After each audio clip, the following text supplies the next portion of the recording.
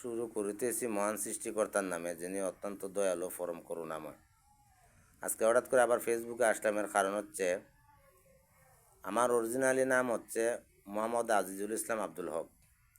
কোনো এক ব্যক্তি আব্দুর রহমান নাম দেয়া আমার ছবি ব্যবহার করিয়া একটা ফেক আইডি খুললিয়া বাজারের একজন বিশিষ্ট ব্যবসায়িক আব্দুল মালেককে বিভিন্ন ভাষায় গালাগালি এবং বিভিন্ন মেসেজ ফেসবুকের মাধ্যমে দিতেছে। আমি এর তীব্র নিন্দা জানাই এবং আমার ছবি ব্যবহার করিয়া যে ব্যক্তি এই ফেক আইডি খুললে থাকুক এবং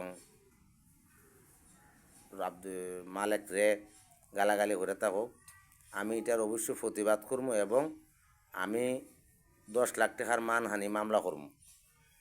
আমার ছবি সে কেন ব্যবহার করিয়া আরেক লোকরে গালাগালি করব? বিষয়টা হলো, বাজারের বিশিষ্ট ব্যবসায়িক আব্দুল মালেক, উনিওর বাড়ি হচ্ছে আমার শ্বশুর বাড়ি এলাকায়।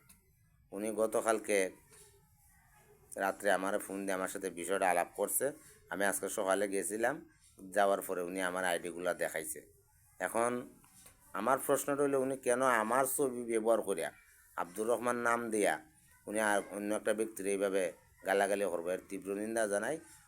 আর যেই কাজটা করে থাকেন অবিলম্বে প্রকাশ্যে আসছে ক্ষমা চান, নয়তো বা আমি আগামীকাল রোজ বুধবার হবিগঞ্জ জেলা